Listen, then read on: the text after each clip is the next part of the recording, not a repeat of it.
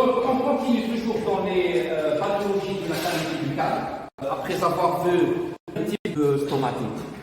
La stomatite catarrhale est caractérisée par une salivation peu abondante, suite à une inflammation plus intense.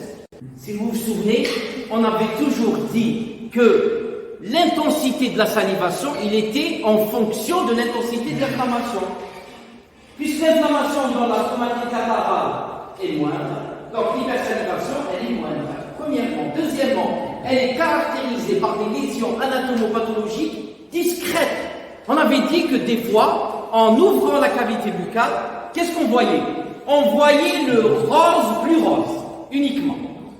Et donc, il n'y avait pas cette congestion spectaculaire de la cavité buccale lors de stomatite catarrhale. Deuxième chose qui caractérise la stomatite catarrhale, c'est qu'elle avait une guérison spontanée. Et on pouvait ne pas intervenir sur la stomatite catarrhale pour que l'animal guérisse à lui seul. 2 jours à 3 jours. Et lorsqu'on intervient, généralement, on utilise des substances cicatrisantes au niveau de la cavité buccale. Donc, c'est une stomatite, ce qu'on appelle la stomatite banale. C'est une stomatite banale. Elle est de type primaire ou secondaire? Primaire. Pourquoi? Elle n'est pas due à une maladie. Elle est due à une action directe sur la cavité buccale. Et on avait dit que c'était des toxiques, chimiques, physiques, des venins de serpent, et ainsi de suite. D'accord? Ça, c'est la caractéristique de la stomatite catarrhale. La stomatite vésiculeuse. Premièrement, c'est une stomatite secondaire. Pourquoi? Parce qu'elle est secondaire à une vérémie, à un virus. Donc, par quoi est caractérisée une stomatite vésiculeuse? Hypersalivation, dialyse très important, et présence de vésicules. Et la vésicule, c'est quoi? C'est du liquide. Très bien. C'est du liquide. En comparaison avec la papule, qui ne contient pas de liquide. Très bien. Donc, stomatite vésiculeuse. Et on avait dit que la stomatite vésiculeuse, quelle est la maladie qui représente ce type de stomatite? C'est la fièvre afteuse. C'est la fièvre afteuse. Et on va voir que la fièvre afteuse, au cours de son évolution, elle fait partie d'un autre type de stomatite. Hein? Un autre type de stomatite. Donc, les débuts, la fièvre afteuse représente la stomatite vésiculeuse.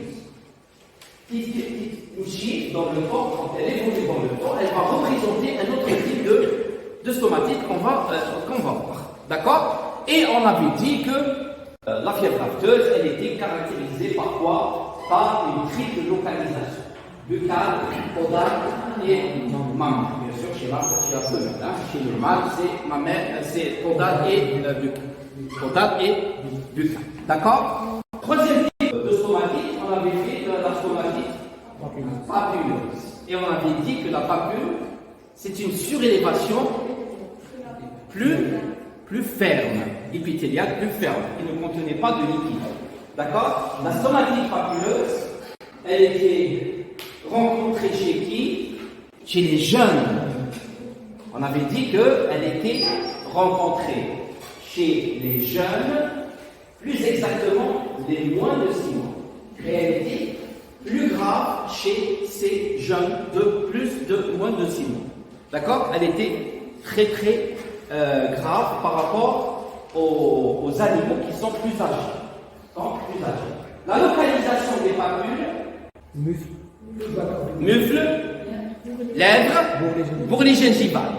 Et il y avait aussi au niveau du palais, et il y avait aussi des localisations secondaires.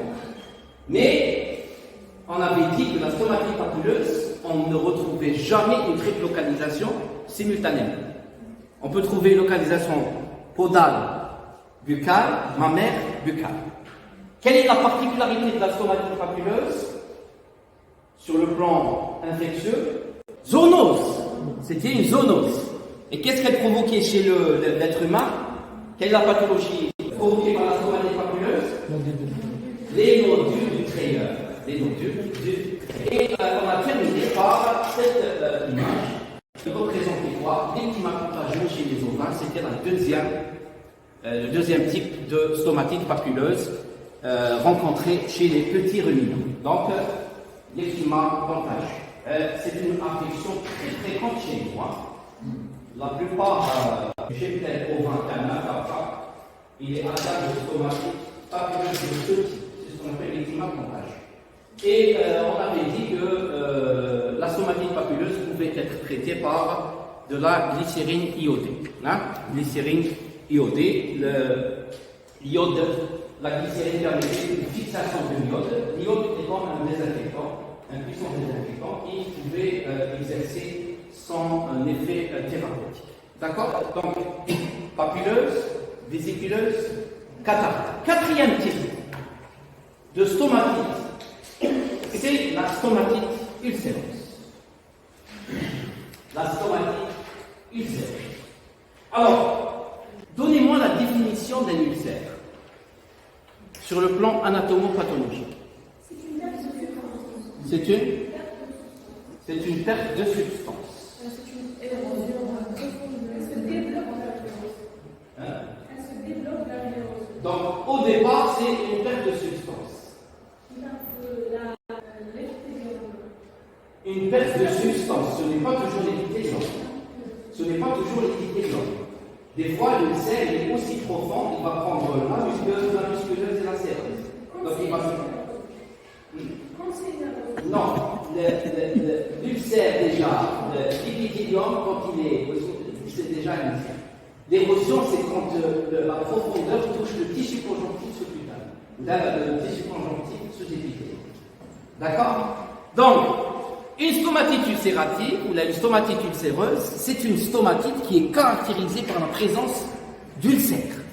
Les ulcères, ce sont des pertes de substance. Ce n'est ni papule, ni vésicule, ni cataracte. C'est des ulcères. Maintenant, c'est la présence d'ulcères carrés. Or, si vous vous souvenez très bien, lors de stomatite vésiculeuse, qui est la fièvre afteuse, on avait dit que la lésion pouvait évoluer dans le temps. Vésicule, afte, ulcère. Au stade ulcéreux, on retrouve la fièvre afteuse dans les stomatites ulcéreuses. D'accord? Donc il faut faire très attention. Lorsqu'on demande la classification de la stomatite lors de fièvre afteuse, là ça dépend. Au stade vésiculeux, c'est une stomatite vésiculeuse. Au stade ulcéreux, c'est une stomatite ulcéreuse. D'accord? C'est une stomatite ulcéreuse. Et c'est pour cette raison qu'on avait inclus la fièvre afteuse dans ce type d'ulcère ou de stomatite ulcéreuse. Alors la stomatite ulcéreuse, c'est rarement une stomatite primaire. C'est toujours une stomatite secondaire.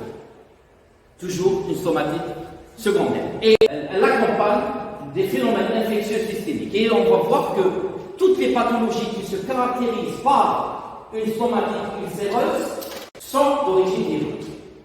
La plupart. Donc, première pathologie, donne la dernière fois, c'était la fièvre afteuse.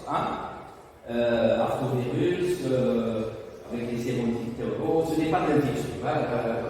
La première fois, on n'est pas en train de faire d'infection. C'est reconnaître les lésions sur le plan clinique. Sur le plan clinique, ce n'est pas d'infection. D'ailleurs, même les pathologies qu'on va voir, on ne va pas s'introduire dans l'infection. Tout ce qui est épidémiologie, type de virus, les sous-types et ainsi de suite, c'est pas de notre ressort. Nous, c'est comment reconnaître une pathologie, comment l'identifier, comment la classer, c'est ça le but final. D'accord? Donc, deuxième pathologie qui caractérise les stomatites ulcéreuses, c'est la rhinotrachéite infectieuse bovine. C'est ce qu'on appelle l'IBR. Rhinotrachéite infectieuse bovine, l'IBR. L'IBR est une pathologie, les pathologies chez les bovins. Pourquoi? Parce que c'est une pathologie protéiforme. Elle a la forme nerveuse, la forme génitale, la forme respiratoire, la forme digestive. Alors imaginons que vous êtes en train de traiter dans un cheptel une IBR. Protéiforme. Protéiforme. C'est-à-dire elle a plusieurs formes. Et une pathologie, quand elle est protéiforme comme ça, le diagnostic il est très difficile. D'accord? Il est très difficile. Là, ce qui nous intéresse, l'étude de la cavité buccale, c'est les lésions de la cavité buccale suite à l'IBR. D'accord? Comment se caractérise la lésion buccale lors d'IBR, lors de rhinotrachéite infectieuse bovine? C'est ce qu'on va voir. Autre maladie qui caractérise aussi la stomatite ulcéreuse, c'est la maladie des muqueuses. La maladie des muqueuses. Normalement, nous faisons en infectieux 2. C'est des pathologies très très importantes. Et ce sont des pathologies, c'est des maladies à déclaration obligatoire. Là, ce qui nous intéresse, c'est comment reconnaître les lésions lors de ces pathologies. D'accord? Donc, la maladie des muqueuses, elle travaillera toujours sous forme NDBVD. NDBVD. Maladie des muqueuses, bovine, viral diarrhée. Virus, la diarrhée bovine. BVD. Toujours, c'est le complexe. BVD, MD. BVD, MD. Ce qui nous intéresse, ce n'est pas la BVD, c'est la MD, c'est la maladie des muqueuses. D'accord? Maladie des muqueuses, c'est une expression de la présence du virus de la BVD. C'est-à-dire, quand vous allez retrouver dans un cheptel des lésions de maladie des muqueuses, les stomatites ulcéreuses, on va voir, monsieur Courant, soyez sûr que le virus de la BVD circule dans votre cheptel. Donc, ce qui est visible pour nous, c'est les lésions de la maladie des muqueuses. D'accord? Ce n'est pas l'expression de la BVD, l'expression clinique de la BVD. Ok? Donc, ce qui va nous attirer, c'est surtout les lésions ulcératives de la cavité buccale causées par la maladie des muqueuses, qui est une forme de BVD, qui est une forme de bovine viral diarrhea, c'est-à-dire le virus de la diarrhée bovine. D'accord? Ça. Alors, pour la rhinotrachéite infectieuse, une particularité de ces ulcères. On les appelle des ulcères superficiels en carte de géographie. Qu'est-ce que ça veut dire? Ça veut dire, lors d'IBR, qu'est-ce que vous allez trouver? Choc. Vous avez, par exemple, au niveau de la langue, ça c'est une langue.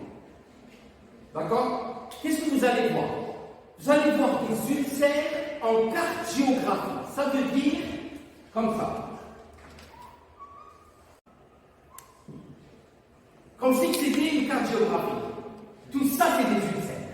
Tout ça, c'est des ulcères. D'accord? C'est ce qu'on appelle les lésions ulcératives en carte de géographie.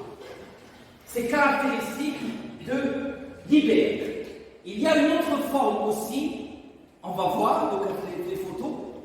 L'IBR est caractérisé par une rougeur au niveau du muscle. C'est ce qu'on appelle le signe du clown. Ah oui.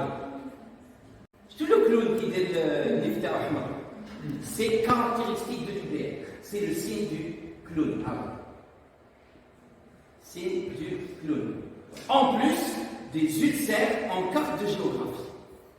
Au niveau de la langue, au niveau du palais, au niveau de la gencive, au niveau de toute la cavité buccale. D'accord? Donc, Chiddomler, IBR, ulcère en carte de géographie, plus le signe du clown. Caractéristique de l'IBR, le nez rouge. Très bien. Alors que dans les maladies des muqueuses, comment on caractérise des ulcères? C'est des ulcères en coup d'angle, ou là en coup de griffe, comme si que la lésion,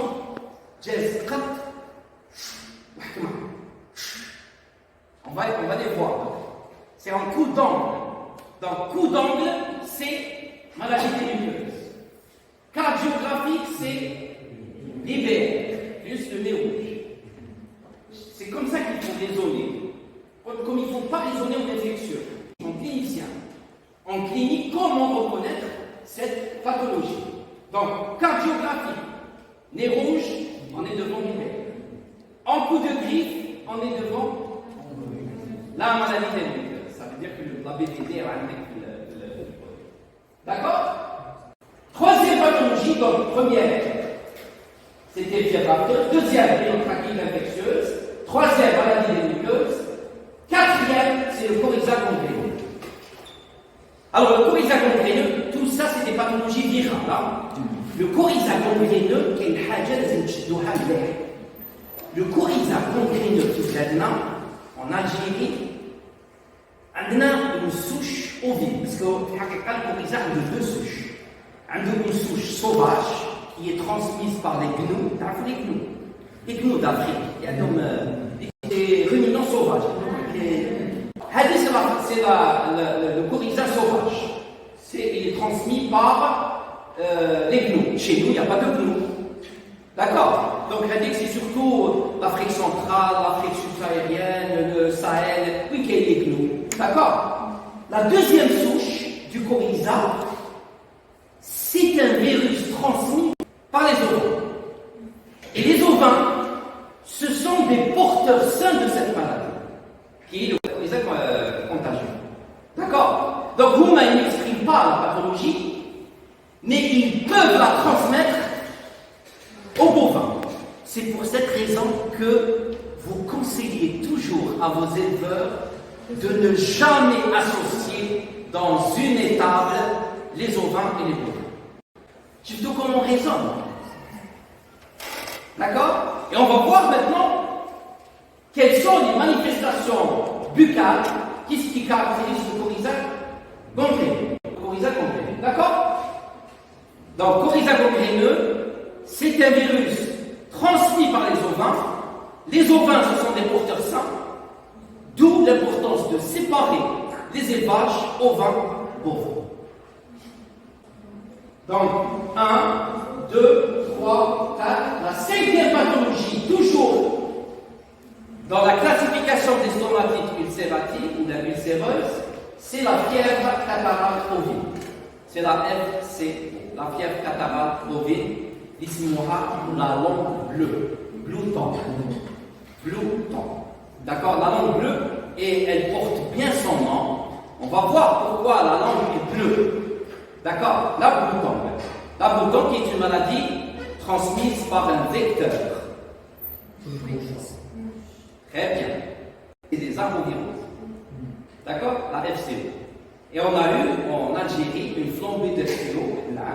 On pensait que c'était spécifique à l'ovin, mais j'ai rencontré moi personnellement des cas de FCO chez les bovins, de blouton chez les bovins. D'accord? Chez les bovins. Alors, on va essayer de repasser un petit peu. Voilà, donc, nez rouge, hiver, Hamlet, les ulcères en coup de pied. Regardez. Au niveau du palais, au niveau de la langue, choc. D'accord? Ça, c'est ce qu'on appelle les ulcères en coup de griffe. Ou là, en coup d'angle. D'accord? Caractéristique de quoi? Maladie des muqueuses. Maladie des muqueuses. Qui est une variante de la BV. D'accord?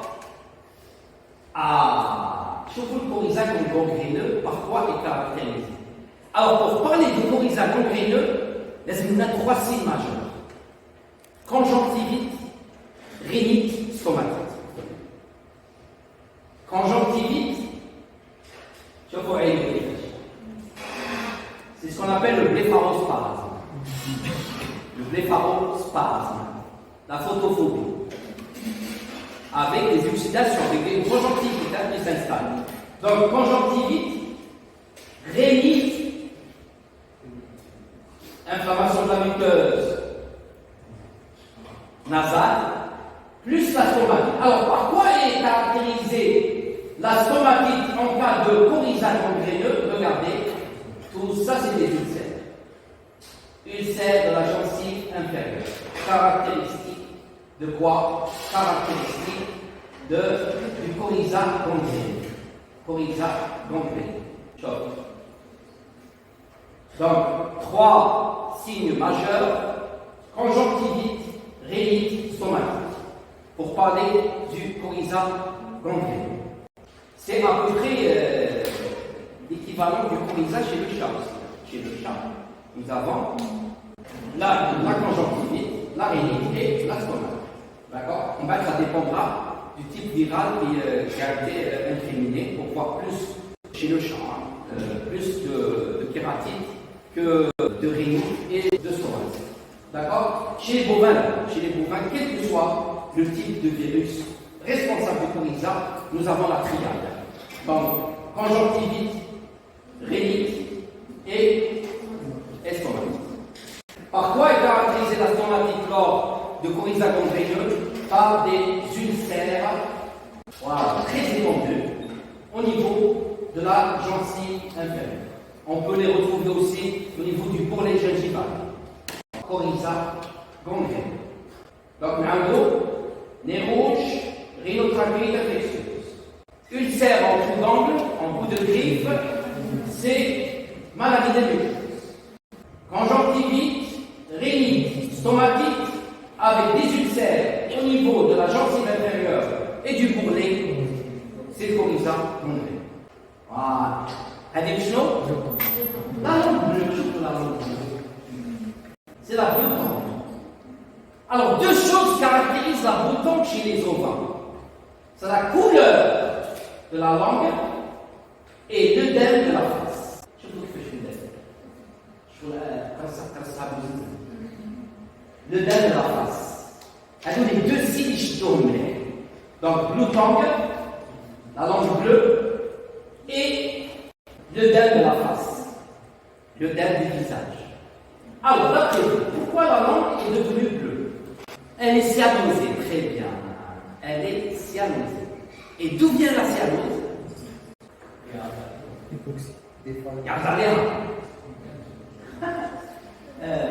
Non. Parce que la langue, dans ce cas, elle devient immobile. Elle devient non contrôlable. Donc elle est incontrôlable. D'accord? Mais d'où vient la cyanose? Le sang qui n'arrive pas, petit drainage. Le drainage, c'est veineux. Le drainage, c'est l'effacissement. Là, c'est une cyanose, c'est une nécrose. Mais la nécrose et l'effacissement. L'effacissement, il est d'origine veineuse. La nécrose, les deux kélimos, c'est d'origine veineuse, l'effacissement, et l'autre, il est d'origine artérielle. Dans ce cas, c'est les artères qui sont touchées, les artérioles qui sont touchées. Par quoi? Les ulcères. Non, ce n'est pas les ulcères. Le virus lui-même, en circulant au niveau sanguin, il fait ce qu'on appelle un phénomène de sludge. Un phénomène de sludge, c'est ce qu'on appelle la coagulation intravasculaire disséminée, la CIVD. Et la CIVD est caractérisée par quoi? Par une coagulation intravasculaire du sang. Ça veut dire formation de thrombus. Et les thrombus vont gêner surtout la circulation périphérique.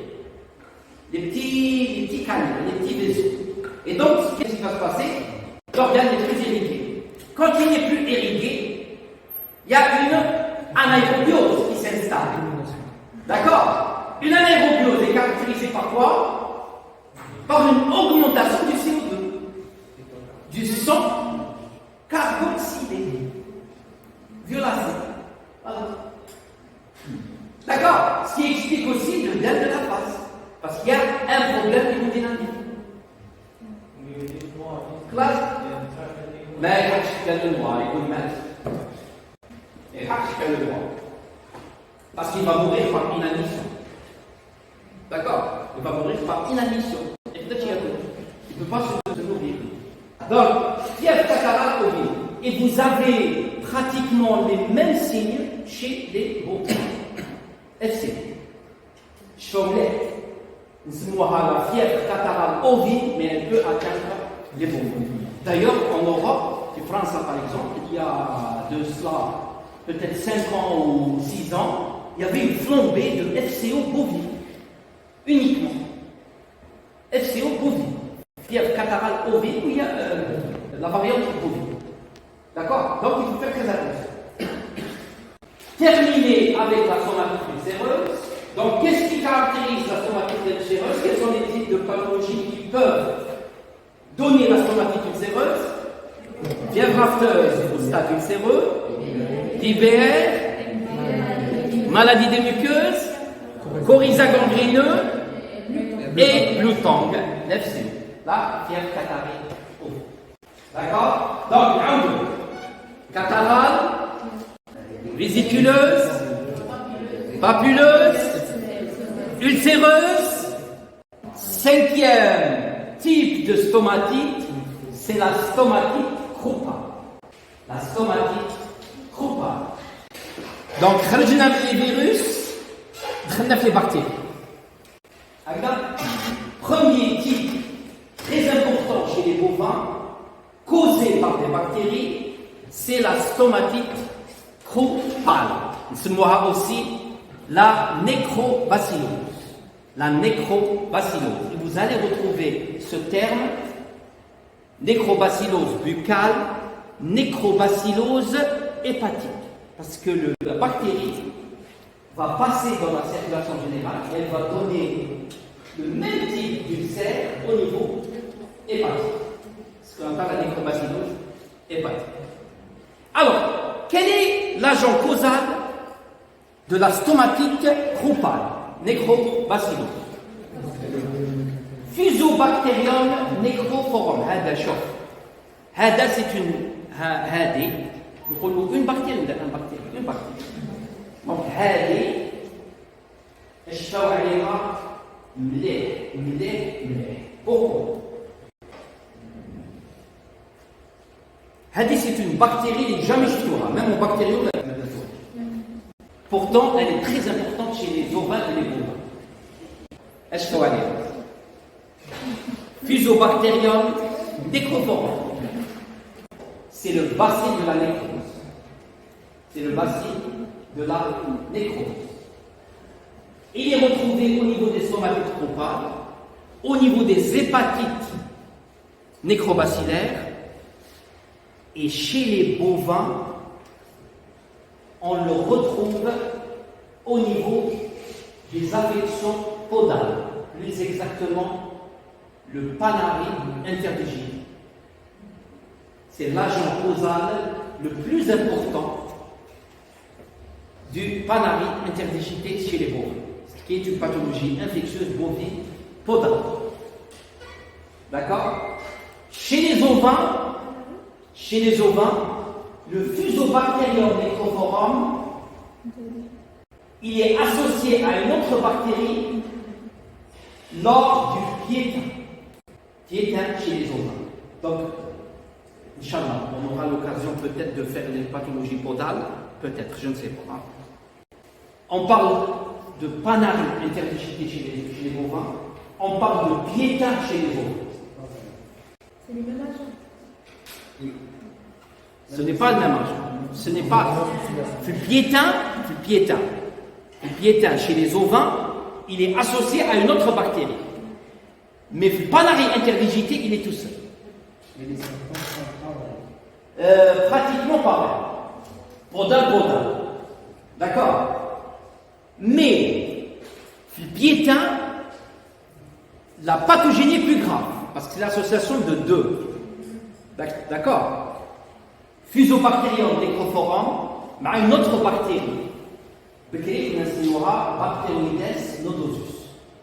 Bacteroides nodosus. Actuellement, le nom taha, c'est Diclobacter nodosa. Ou le piétin, je trouve une association, une synchronisation incroyable. D'accord? Fusobacterium necrophorum. عنده une toxine nécrotique. Bacteroides, اللي هو Diclobacter nodosa, عنده une enzyme اللي اسمها la hyaluronidase. تعرفوا الهيالورونيداز؟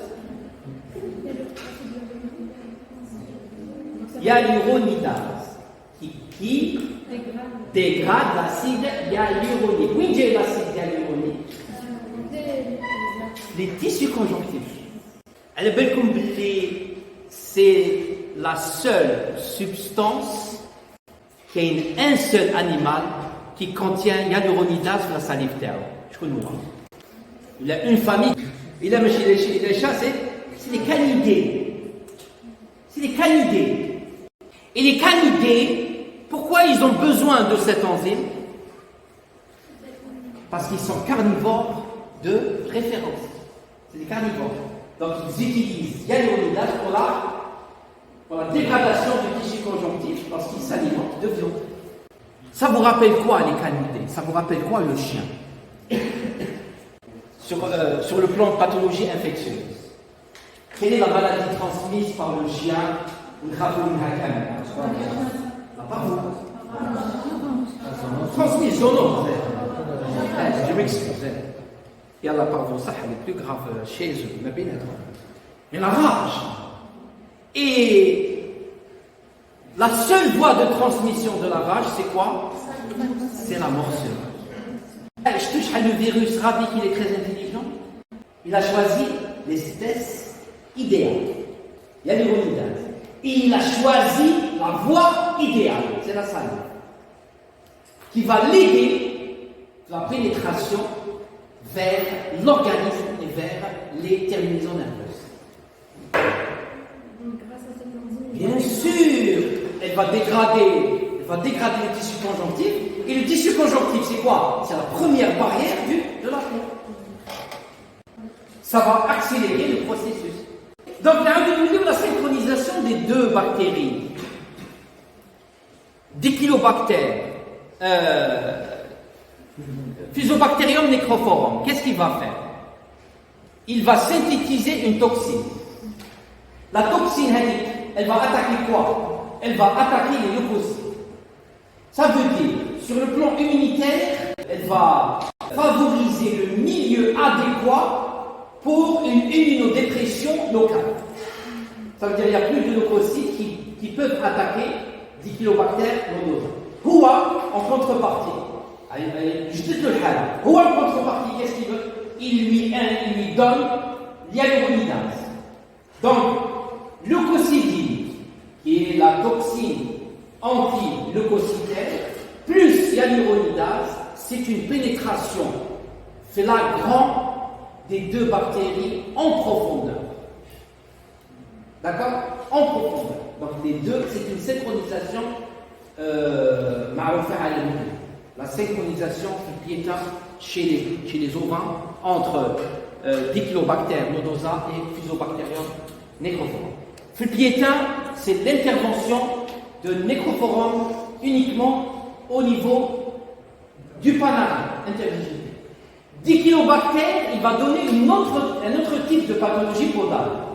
C'est la dermatite interdigitée, ce qu'on appelle le fourché. C'est pour vous un petit peu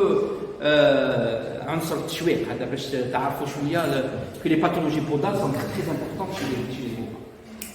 D'accord?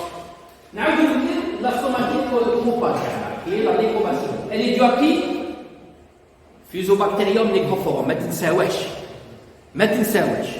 Fusobacterium necrophorum. Alors, ce sont des stomatites nécrosantes. Bien sûr, Necrophorum, bacille de la nécrose. Il va donner de la nécrose, automatiquement. D'accord? Surtout pour les veaux âgés de 2 semaines à 3 mois. Donc, elle atteint surtout les veaux. Surtout les veaux entre 2 semaines à 3 mois. Entre 2 semaines à 3 mois. Et avant 2 semaines, est-ce que les veaux peuvent être touchés par cette pathologie? Avant 2 semaines. Est-ce que les veaux seront touchés par cette pathologie? Non. Vous connaissez le non et le oui, je les aime pas. Hein? Les non et les oui doivent être corroborés par une explication. Je suis comme ça.